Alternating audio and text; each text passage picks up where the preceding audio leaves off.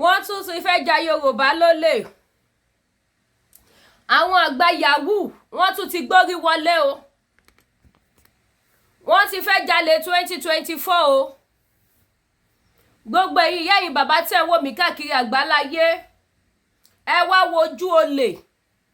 Ẹ wá wojú àwọn àgbà yahoo. Ẹ wá wojú àwọn ìkà ènìyàn.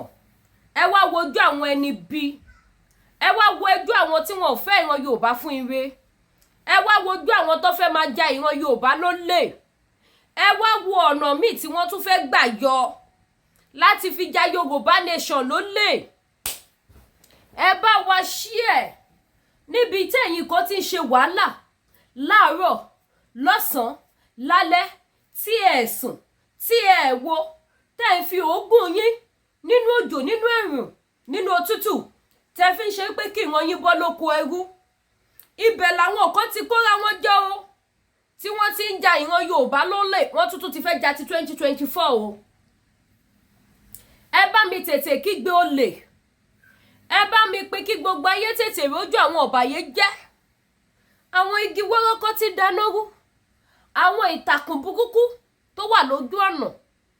Àwọn ẹni bí èèyàn tó jẹ́ pé wọn ò mọ̀ ju owó lọ. Wọ́n ti torí owó wọ́n ń ta ìran wọn. Wọ́n ti torí owó wọ́n fi ìyà jẹ ìran wọn. Wọ́n ti torí owó wọ́n sọ ìran wọn sínú ìgbèkùn. Àṣírí yín ò ní bò. Ọkàn gbogbo ẹ̀yin ẹni bí ò ní balẹ̀. Ọlọ́run á túbọ̀ máa tú àṣírí gbogbo yín one by one. Àṣírí wọn tuntun ti tú o. Ẹ bá mi pín ètò yìí, ẹ bá mi share kẹ́ wá gbọ́. Ẹ wá wojú olè. Ẹ wá wojú àwọn ẹni bí tẹ́ rò pé èèyàn ni wọ́n. Wọ́n ti kóra wọn jọ o, wọ́n fẹ́ pẹ̀gàn wa. Wọ́n kóra wọn jọ, wọ́n fẹ́ dínà wa. Wọ́n kóra wọn jọ, wọ́n fẹ́ máa fìyà jẹ wá. Elédùmarè ò ní fún yín ṣe. Àwọn onílẹ̀ ò ní fún yín ṣe. Àṣírí yín á túbọ̀ máa tú ni. Bàbá mi lẹ́kìtì. Wọn kì í pa ohùn mọ́ agogo lẹ́nu. Wọn ò ní pa ohùn mọ́ yín lẹ́nu. Ohùn yín ò ní kan létí ọmọ aráyé. Iṣẹ́ yín ò ní dìṣẹ́. Bí mo ṣe ṣe ládùúrà fún yín, kó rí bẹ́ẹ̀ fẹ́mi Lédìkè. Kó rí bẹ́ẹ̀ fẹ́mi Ayọ̀ Káàdé. Láṣẹ Èdùmàrè kó rí bẹ́ẹ̀ fún gbogbo ojú tó fẹ́ ìran Yorùbá fún ire. Ẹ bá mi gbóhùn òkè, ẹ jẹ́ àjọ tún gbọ́ yìí. Àgbà má jẹ́ ó bàjẹ́. Oríṣiríṣi àgbà la ní. Àgbà agarawa ń bẹ.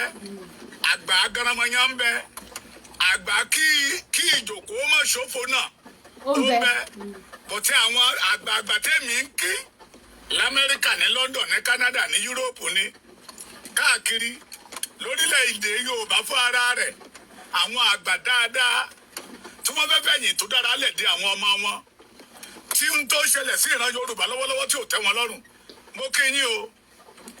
Àárín yín pẹ́. Aburú ó kéré ó tóbi kò ní ṣẹlẹ̀ sí yín. Mo fi àkókò yìí dárò fún ìkan nínú àwọn bàbá wa tó jẹ́ ìpè Olódùmarè Bíṣọ́ọ̀bù Oyèmádé Macaulay. Bàbá dáadáa kọ́ ló bá wa tẹ́wọ́ sáfẹ́fẹ́ rẹ̀. Kò ní bàjẹ́, ẹ̀yìn tó fi lẹ̀ ò ní bàjẹ́ o. Àṣẹ, àṣẹ. Nípa òógùn àwọn akọni tó ti lọ, orílẹ̀-èdè Yorùbá máa dúró. Àṣẹ. Ẹ̀yin Yorùbá náà lẹ máa ń sọ̀rọ̀ ọ̀hún. Ẹlágbà òsì ìlú bàjẹ́. Baálé ilé kú, ilé dahoro. Bẹ́ẹ̀ni. Àgbà òsì ní ìlú bàjẹ́. Baálé ilé kú, ilé dahoro. Bẹ́ẹ̀ni o.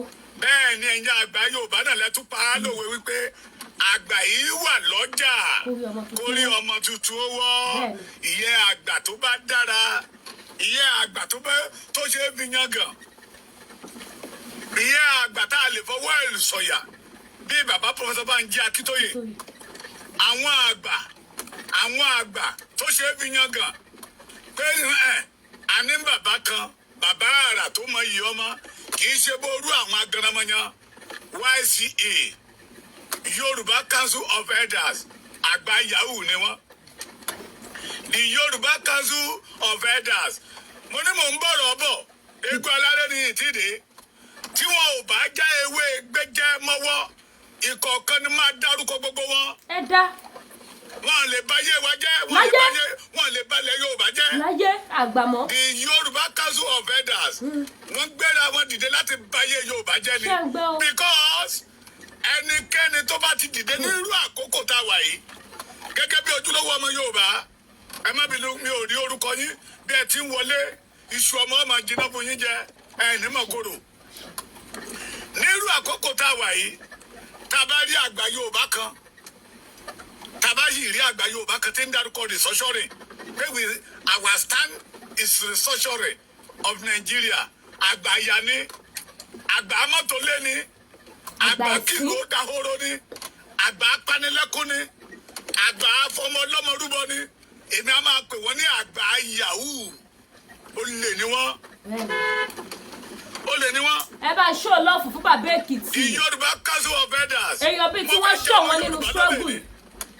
the Yorùbá Council of Elders wọ́n fẹ́ kó ọmọ Yorùbá ní ìgbèkùn ni the Yorùbá Council of Elders wọ́n fẹ́ sọ Yorùbá di laptop táwọn ọmọ ìsìn máa ń lò ẹ mọ̀ bó ṣe máa ń tẹ̀ wọ́n fẹ́ máa tẹ̀ wá kán máa fi wá yàwó kí mú gùn àwọn ìjọba Nàìjíríà máa sanwó fún wọn ẹ rò pé wọ́n tẹ́tí ìjọba ni wọ́n tẹ́tí ìjọba o we must restructure this country we must restructure this country what we need now is to restructure this country and through federalism that constitution we must amend 1999 constitution. The ministry give us the constitution. We must amend it. Ìrọ̀nà pa. Àwọn bàbá tó bẹ̀rẹ̀ lánàá. The Abraham Adesoya. Bẹ́ẹ̀ kọ́ra sọ Kuti. Bàbá Gani Fáwẹ́yìnmí. Kọ́lọ́run ó dẹlẹ̀ fẹ́ ní eré. Ìkúdí bàbá mi tó yìí wà láyé. Barrister Fẹ́mi Fálànà. Sáà. Wọ́n pariwo títí. Àwọn náà ń gbà lẹ́nu àwọn bàbá wọn ni. Àwọn yẹn pariwo restructuring. Nígbà tí restructuring ò tí ì kú. Nígbà tí Nàìjíríà gan ò tí ì dolóògbé. Wọn ò rí gbà. Kábà wa sọ pé àwọn tó ń pe restructuring because of their net money. They are broke. Wọ́n fẹ́ máa fi Yorùbá tẹ laptop. Wọ́n sọ Yorùbá di laptop. Nígbà tó ọmọ Yahoo bá lọ ra laptop. Tó ń tẹ̀tí mú tí ta ní ṣé mugu ni àbí maga wò pé maga ti sanwó. We should not allow them. Ẹ jẹ́ ń bi wá ní ìbéèrè kan ẹ̀yin ọmọ Yorùbá. À ń gbọ́. The Yorùbá Council of Elders. Mo mọ orúkọ olórí wọn. Mo mọ ẹni tó dálẹ̀. Mo mọ ibi tó ti ṣèpàdé. And we know their mission. Their mission is to attack Baba Professor Banji Akintoye. Yes, you are right, sir. Because ìlú tó gbé lẹ̀ fún Baba Akintoye. Kí Baba Akintoye náà máa bá wọn pariwo restructuring. Bàbá ní rárá. Ẹ jẹ́ ká gba orílẹ̀-èdè wa. Ìkan nínú wọn tẹ̀ dìde. Ó lóun fi ọdún méjì ju Akintoye lọ. Ìgbà tó fi ọdún méjì ju Akintoye lọ. Tí memory card orí yín tí ò ṣiṣẹ́ bí Baba Akintoye kọ́. Ó tiẹ̀ ti sọnù ni. Ó sọnù ni bàbá. Ìgbà tó fi ọdún méjì ju Akintoye lọ tí brain boss yìí ò ṣáná bí ti Baba Akintoye nǹkan set of people ó lè ní wọn. The Yorùbá Council of Elders. The Yorùbá Council of Elders. Ìbéèrè tí mo fẹ́ bi gbogbo àwọn ọmọ Yorùbá rèé láti ìgbà tó ti ń pa tí Fúlàní ti ń pa ọmọ Yorùbá ẹ jọ̀ọ́ mélòó nínú wọn ló jáde síta to condemn the killing of the Yorùbá indigene in Yorùbá land. Ikú Yorùbá ló fi lówó. Nígbà tí Fúlàní ti yabo ilẹ̀ Yorùbá. Ipa tó ń pa Yorùbá làwọn fi dúró. Bóyá ẹni ẹ̀ṣẹ̀ newspaper kan tó gbé jáde pé the Yorùbá Council of Elders. The Yorùbá Council of Elders and the Afenifere. The Àgbà Yahoo group in Yorùbá land. They jáde síta to condemn the killing of the Yorùbá indigene in our Yorùbá land ni o. Kì í ṣe pé kì í ṣe àwọn ọmọ Yorùbá tí wọ́n lọ sáàdù wọ́n lọ pa wọ́n nílẹ̀ onílẹ̀ o nílùú bàbá wa níbi tó forí wa sọlẹ̀ sí our origin tí wọ́n fẹ́ gbà lọ́wọ́ wa mélòó nínú wọn ló jáde síta. Ohun tẹ́ máa gbọ́ ni wípé tẹ́ máa jáde síta we are not in support of Yorùbá nation. We are not in support of Yoruba self-determination. What we are in support is restructuring through federalism, amendment of constitution. Torí wípé ibẹ̀ náà ti máa rí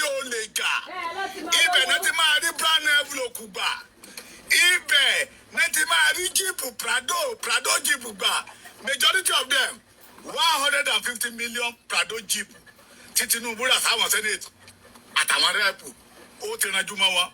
wọ́n mọ̀ pé Yorùbá self-determination if you have our independent ó lè tán jà yẹn wọn ò ní rí jà.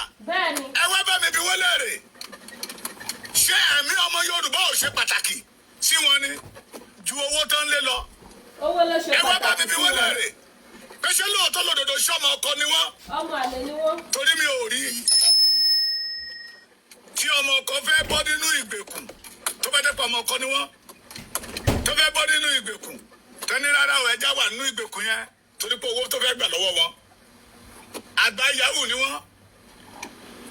We the Yoruba we must not allow it to happen.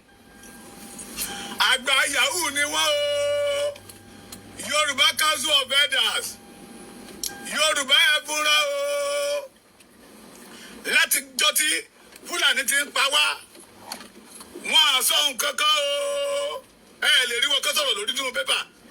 They did not condemn the killing of Yorùbás ṣùgbọ́n táwọn pariwo ní amendment of constitution bẹ́ẹ̀ ni restructuring tó fi ń jẹun inú mi dé ẹ̀dùn I know the Bọ́lá Ahmed Tinubu kò ní í dá wọn lóhùn ẹ mọ̀ pé Bọ́lá Ahmed àtàwọn náà wọ́n jọ pariwo restructuring tẹ́lẹ̀ ni ojú Bọ́lá Ahmed ti là ó mọ̀ pé ìkòkò ọbẹ̀ ni all the àgbààgbà àwọn àgbààgbà Yorùbá tó pariwo restructuring ìkòkò ọbẹ̀ wọn ní to make money wọn lóko wọn lódò they have no company ohun tó fi ń jẹun nìyẹn ẹ bá gbọ́ ohun tó àgbà fi ń jẹun abẹ́ ewé ló wà restructuring yẹn làwọn fi ń jẹun wọ́n dẹ̀ fi ń jọ Yorùbá ni wọ́n fi ń jọ Yorùbá ni we must say no to them.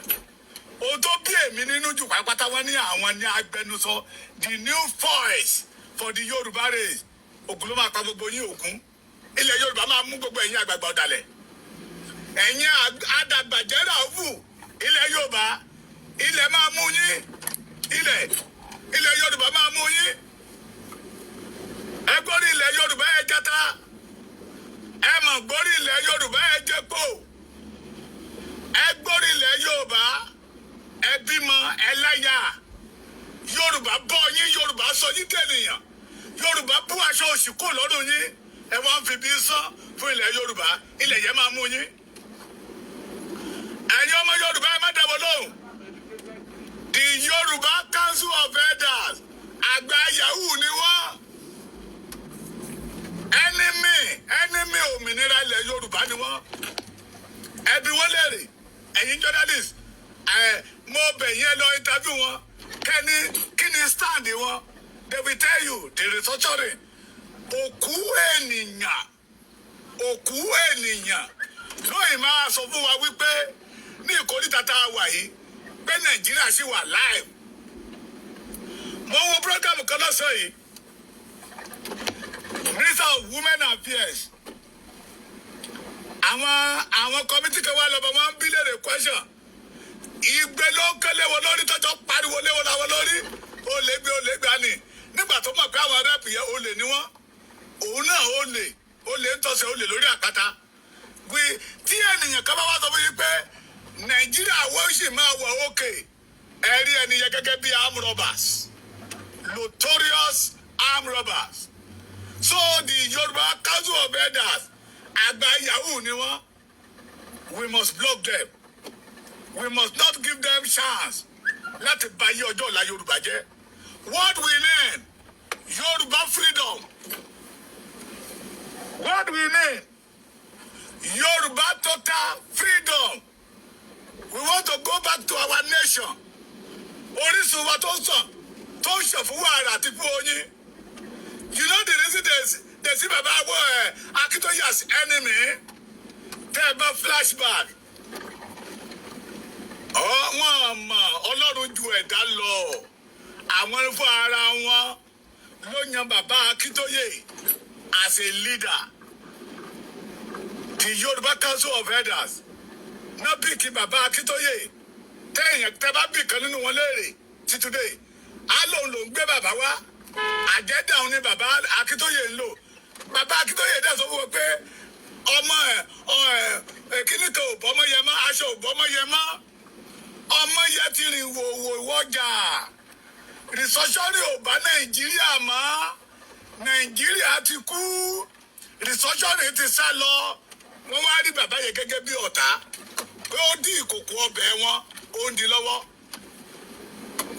àwọn Yorùbá Council of Elders àwọn fúnra wọn ló pè kí bàbá Akíntóyè because they knew that baba know the history a professor of history and baba close to baba Awólọ́wọ̀ ọmọ ni baba jẹ́ fún baba Awólọ́wọ̀ they want to use baba Akíntóyè láti máa gbá ọmọ Yorùbá but as God will have it ìgbà tí baba débẹ̀ baba yí ìlú padà tẹ́ bá gbọ́ nínú tàbí wọn gbà yẹn lọ ní 2022 pé iṣẹ́ tí àwọn ará Akíntóyè kọ́lá Akíntóyè ń jẹ́ torí tó fi Akíntóyè joyè tó fi Akíntóyè jẹ lídà àwọn kọ́lá Akíntóyè ń ṣe àwọn rò pé torí pé ó jẹ́ ọmọ Awólọ́wọ̀ á lè sọ̀rọ̀ dáadáa ẹ má gbàgbé bàbá náà sọ fún àwa nígbà tá a lọ sí Kútọ́nù pé ìkan lára àwọn olóṣèlú yín ọ̀jẹ̀lú yín ọ̀ràlú yín pé wọ́n pe òun pé kóun wá jẹ́ bàbá ìsàlẹ̀ pé wọ́n mọ̀ pé òun ló tún kù bí ọmọ Awólọ́wọ̀ tó lẹ́nu lẹ́yìn ìgbà tó ti pa bàbá wa Bọ́lá Ìgè òun ló tún kù bí ọmọ Awólọ́wọ̀ tó lẹ́nu pé tí pa Adébánjọ bá ti ń sọ̀rọ̀ kó náà máa sọ̀rọ̀ kárí òun gẹ́gẹ́ bí bàbá ló wá sọ fún wọn pé no òun ò practice politics mọ́ politics eléyìí tó ń bẹ practice láti save the Yorùbá land ni èrò ọkàn wọn ni pé bàbá wa máa bá wọn pariwo kẹ́ máa gbọ́ the Yorùbá Council of Elders wọ́n ti sọ̀rọ̀ o tí Nàìjíríà ò bá rìsọ́ṣọ̀ bá ṣe rìsọ́ṣọ̀ ní Nàìjíríà àwọn ò ní gbà kí ìjọba òdìdé kó wá pè wọ́n sí meeting kí wọ́n ya owó lù wọ́n èyí tó máa gba Prado jeep bàbá ni wọ́n promise òní Prado jeep kó o fi jẹ́ leader wọn torí pé bàbá yí ìlú padà mọ́ wọn lọ́wọ́ pé bàbá ló ń gbóhùn Olúwa látẹnu Awólọ́wọ̀ pé ó tó àkókò fún ìran Yorùbá láti bọ́ nínú ìgbèkùn ohun tó fi sọ bàbá yẹn di ọ̀tá nìyẹn so the Yorùbá Council of Elders YC wọ́n fẹ́ gbá wa ni o wọ́n fẹ́ fọmọ Yorùbá wọ́kẹ́ wọ́n fẹ́ fọmọ Yorùbá wọ́kẹ́ wọ́n ń ṣe agbẹnusọ fún ìran Yorùbá wọ́n ń ṣe agbẹnusọ abatẹnijẹ́ ìran Yorùbá ni wọ́n àtàwọn àtàfẹnifẹre ẹ má gbàgbé òwe tí mo fi bẹ̀rẹ̀ Yorùbá máa ń sọ wípé àgbà yìí wà lọ́jà kó rí ọmọ tuntun ó wọ́ kí ló dé tó fi jẹ́ wípé àwọn tó pera wọn ní àgbààgbà ilẹ̀ Yorùbá ìṣubú Yorùbá náà ń wá owó náà fẹ́ fi Yorùbá make that is what give Gani Adams tóbi lóun fẹ́ ṣe àjọ̀dún 30 years OPC nígbà tó mọ̀ pé àwọn àgbà tó yẹ kó kéka ìmọ̀ pé wo wa àmọ̀tẹ́ dáadáa ẹrú ni ẹ́ òun ṣọmọ Yorùbá orí ọ̀fẹ́ lórí gbà má balẹ̀ Yorùbá jẹ́ ìgbà tó jẹ́ pé àwọn tá a wò gẹ́gẹ́ bí ọmọ onílù wọ́n fẹ́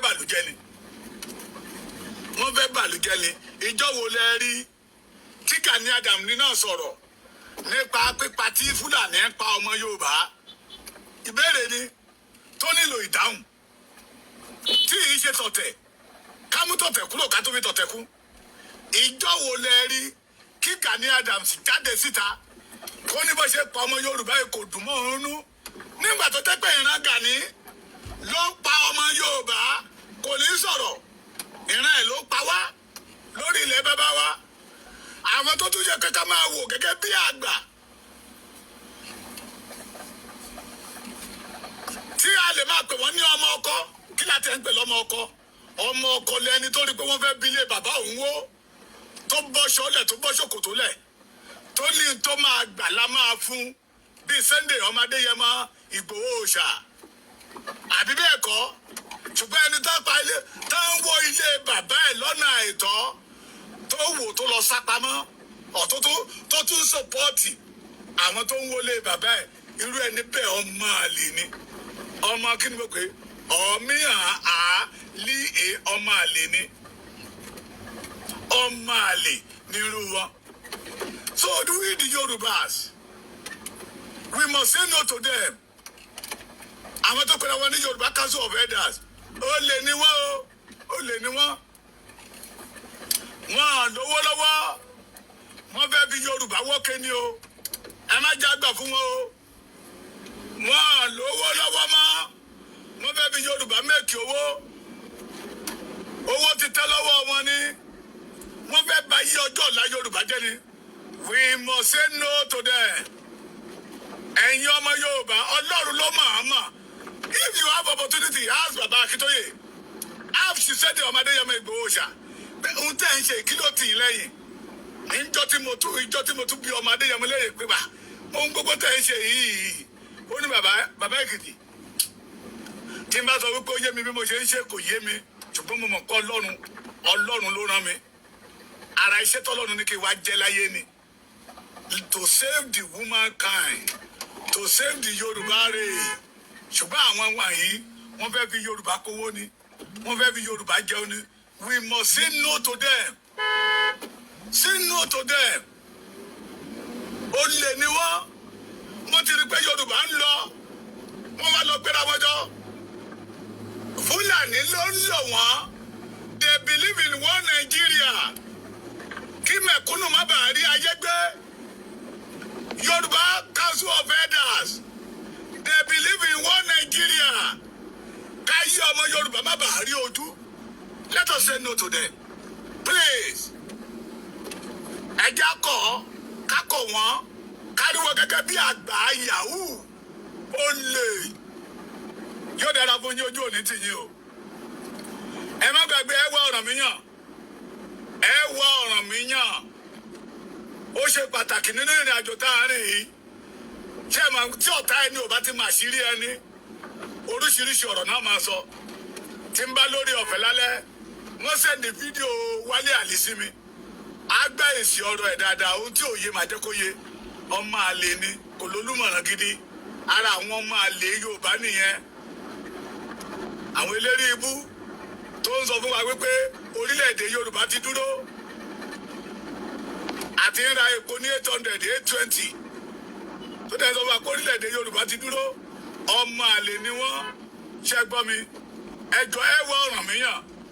Ó ṣe pàtàkì. Ìlúkílù tẹ́ ẹ bá wà. 10 ni ẹ máa bá wa fi sí. Yóò dára fún yóò jó òní tì yín. Yorùbá, a ó délẹ̀ ìlérí wa and we will survive by God's grace. God bless you.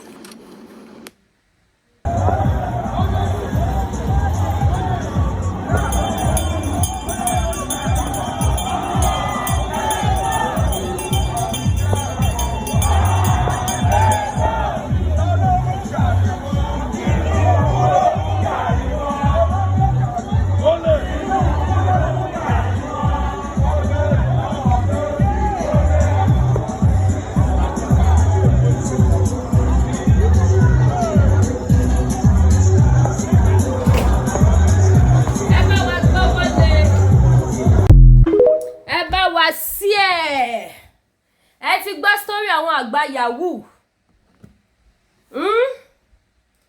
Bàbá mi lẹ́kìtì wíire àbí wọn wíire? Wàláì wọ́n wíire. Wọ́n flag program yẹn ni o. Mo ń bọ̀ wá. Wọ́n flag ẹ̀ ní. Bẹ́ẹ̀ ni.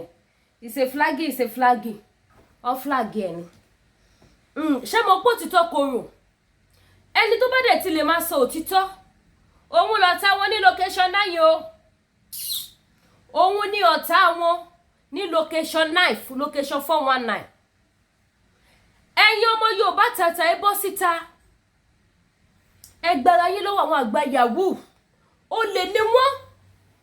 Another method tí wọ́n máa lò láti lè fi ìran Yorùbá tún fi cash cruise láti fi make owó ní 2024.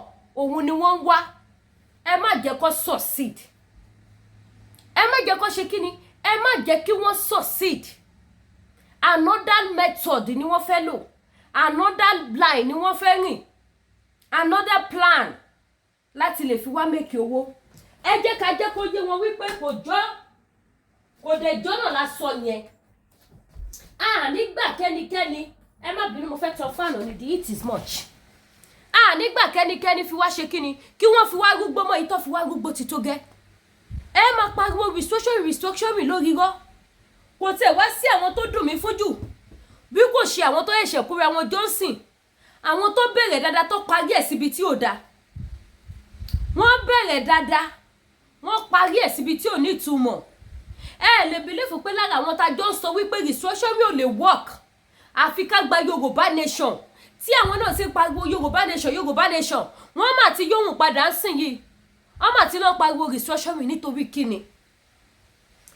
kíni ṣé ká sọ wípé torí àti kówó jẹ wọn ni kí lẹ fẹ́ gbà ń bẹ̀? Restructuring tí bàbá Fálànà pariwo tó jẹ́ pé òfò ọjọ́ kejì ọjà ló bá dé. Restructuring tí a lot of people ti pariwo tó jẹ́ pé asán lórí asán ni, òfò lórí òfò, kò so èso rere. Tẹ̀yìn kan tẹ́tí wọ́n ń ṣiṣẹ́ dáadáa tẹ́tí mú ṣe Yorùbá nation lókùnkúndùn tí àwọn Gani Adams and co àtàwọn tí wọ́n pera wọn ní YCM. Èmi ò tún gbẹ́rú ẹ̀ rí o. Yorùbá Council of Leaders bí member dẹ̀ lọ pera wọn Yorùbá Council of Member wọ́n làwọn YCM. Tẹ́ bá ti gbọ́ YCM èmi ò tí mọ̀ wọ́n o torí èmi ò ní time àti lọ máa wo show tó máa bà mí nínú jẹ́. Mi ò ní time ẹ sá fún wọn. Gbogbo àwọn tó pera wọn ní YCM yẹn púpọ̀ nínú wọn màlájọ́ ń pariwo Yorùbá nation táwọn náà ti wáyé padà lọ́jọ́ tòní ìtì pọ̀ fáànù wọn tọ́wọ́n náà wá bẹ̀rẹ̀ sí ní pariwo restructuring. Ẹjọ́ ẹ sá fún wọn, ẹ má gbà fún wọn, ẹ má gbà fún wọn. Gbogbo ọmọ Yorùbá tàtà gbogbo ẹyẹ ní ìyẹ́ ní ẹyẹ ẹ sá fún wọn. Kò sí nǹkan tó ń jẹ́ restructuring, kò sí nǹkan tó ń jẹ́ YCM irọ́ ló bá dé, YCM ìbàjẹ́ ló bá dé, YCM àgbà yahoo ló bá dé. Bí àwọn bàbá mi lẹ́kìtì àgbà yahoo ni wọ́n ẹ sá fún wọn. Bó ṣe jẹ́ nìyẹn gbogbo ọmọ kọlẹ̀ kó tó jíire. Mo dúpẹ́ lọ́wọ́ gbogbo ẹ̀yin tẹ́ ẹ bá wa wo ètò, ẹ̀yin tẹ́ ẹ bá wa share. Ẹ jẹ́ ká jíjọ máa create awareness yẹn. Bàbá mi aládùbáríkà kan pè mí ó ní Lady K ṣé mi ò sọ fún yín pé máa gba Yorùbá nation 2024. Mo ní dádì èmi ni máa gbégbá ọpẹ́ tó máa lágbára jù. Adẹ̀ tí ń débẹ̀ àwọn kan wà wọ́n ní ìgbàgbọ́ pé yíyẹ yìí wọn ò gbójú síta o, wọn ò agitate o, ṣùgbọ́n ti fún tẹ̀dọ̀ wọn Yorùbá nation ni. Wọ́n là máa gba Yorùbá nation 2024 yìí. Ọlọ́run á dẹ̀ sign ẹ̀. Ọlọ́run á wo àwọn tó sọ ní kọ́rọ̀ tí wọ́n ń bẹ náà ní kọ́nà tí wọ́n ṣiṣẹ́ yẹn láàárọ̀ lọ́sàn-án lálẹ́ wọ́n máa gbà fún wa. Ọdún yìí Nàìjíríà máa pín. Ọdún yẹn lẹ́kọ̀ọ́ máa kẹ́kọ̀ọ́ ẹlẹ̀. Ọdún yìí oníkálukú máa lọ́ọ̀lù ẹ̀ láṣẹ Èdùmàrè bó ṣe máa rí nìyẹn. Ẹ bá wa share ètò yìí. Ẹ subscribe sí YouTube channel mi, ẹ tan notification bell yín. Gbogbo ẹ̀yin ìyá mi ẹ̀yin bàbá mi ẹ̀ ní pàdánù ohun rere ẹ̀ ní sọ ògo nù. Gbogbo ẹ̀yin tẹ́ bá fẹ́ ṣe investment ẹ lọ ṣe investment sí iléeṣẹ́ Ọlábànjí farm ní ìlú Ìbàdàn. Ẹ máa gba gain yín ní 6 months. Mi fẹ́ rojọ́ ju mi fẹ́ kí fídíò igun. Owó iyekíye tẹ́ bá fi ṣe investment wọ́n bẹ̀rẹ̀ láti 500,000. Tó bá ti pé 2 years gbogbo owó tẹ́ fi ṣe investment lẹ máa gbà.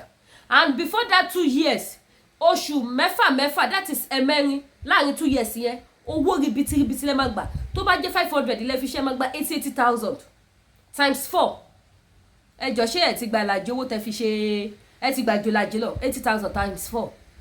Ẹ mọ iye tó jẹ́ almost 3-something-thousand mà nìyẹn 320,000. Ẹ dẹ̀ ṣe investment 500,000. Ẹ dẹ̀ máa tún gba gbogbo 500,000 yín láàrin 2 years. Ẹ wá wọ ẹ̀yin tẹ́ bá fi 1 million ṣe, ẹ̀yin tẹ́ bá lo 10 million, ẹ̀yin tẹ́ bá lo 20 million fi ṣe, ẹ̀yin tẹ́ bá lo 50 million fi ṣe, ẹ̀yin tẹ́ bá lo 50 million fi ṣe investment yẹn. Ẹ wo iye tẹ́ máa gbà láàrin 2 years. Ẹ dẹ̀ máa tún gba gbogbo owó tẹ́ fi invest. So ẹ̀yin tẹ́ bá ní interest sí ẹ pè WhatsApp number mi kí n fún yín ní phone number iléeṣẹ́ Ọlábànjí branch iléeṣẹ́ Ọlábànjí farm nílùú Ìbàdàn ló wà. Àwọn máa fowó léèyàn kiri ni kì í ṣe ẹni tẹ́ máa sọ pé ẹ invest 100 million ẹ rówó yín gbà. Ta ló sọ bẹ́ẹ̀ fún yín? Mo fọwọ́ ẹ̀ sọ̀yà. Ẹ máa gba 100 million yín á pé ẹ̀ẹ́dẹ̀ tó ti gba èrè yín lẹ́ẹ̀mẹ́rin lọ́dún. Iye tó yẹ kó jẹ́ èrè tó máa wọlé lórí 100 million yẹn gbogbo yín ti mọ̀ náà. Láàrin mẹ́rin láàrin 2 years ẹ máa gba ẹ tún máa gba gbogbo owó tẹ́ fi invest. So ẹ lọ invest sí iléeṣẹ́ Ọlábànjí farm. Ẹ jọ̀ọ́ gbogbo ẹ̀yin ìyá mi ẹ̀yin bàbá mi ẹ̀ ní sórí burúkú laptop mi ti bàjẹ́. Ẹ ṣàánú mi ẹ ràn mí lọ́wọ́ mo bẹ̀bẹ̀ ni.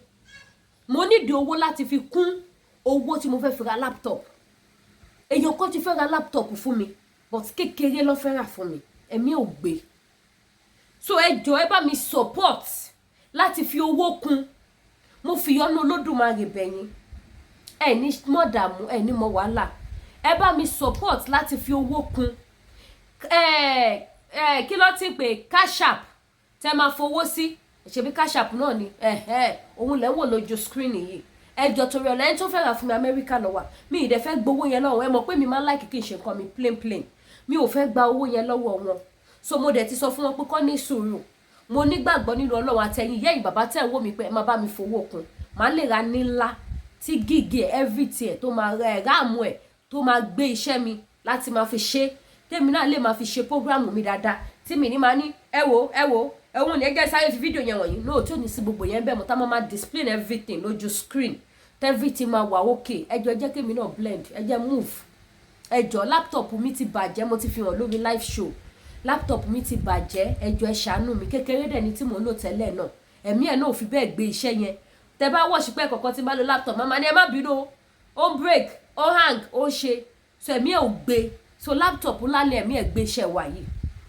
so ẹjọ́ ẹ support mi cash app tẹ máa bá mi fowó sí òun lẹ ń wò lójú screen yìí ẹ̀yin tó bá dẹ̀ jẹ́ náírà lẹ fẹ́ fún mi ẹ̀yin tẹ bá mọ náírà account mi ẹ fi sí màá send ẹ̀ sí wọn wá bá mi convert ẹ̀ sí dọ́là wọ́n bá mi fi ra laptop ńlá laptop gidi ó bẹ̀rẹ̀ láti $1,000 to $1,500 laptop tó lè gbé iṣẹ́ gbogbo èmi làwọn laptop ó ní 400 yẹn ẹ̀mí wọn ò lè gbé 600 ẹ̀mí wọn ò gbé ó máa tètè tún bàjẹ́ ó máa hang ní internet máa sá lọ lórí ẹ̀ ni so ẹjọ́ torí tọlọ́run ṣe mọ̀ pé page tèmi máa ń lò tí n bá fi ṣe program live báyìí ọ̀nà bíi 6-8 ló ti máa wò mí bọ́ bá ṣe wò mí lórí Facebook lórí Lady K TV show wọ́n á wò mí lórí Lady K Ìfẹ́ Olúwa show wọ́n á wò mí lórí Lady K International orí YouTube wọ́n á wò mí lórí Lady K News Carrier wọ́n á wò mí lórí Lady K Ìfẹ́ Olúwa show wọ́n á wò mí lórí Twitter wọ́n á wò mí lórí Instagram so kí ni tèmi máa ń lò pọ̀ ládẹ̀ tí lè jẹ́ kí awareness yìí kó lè máa rinlẹ̀ náà ni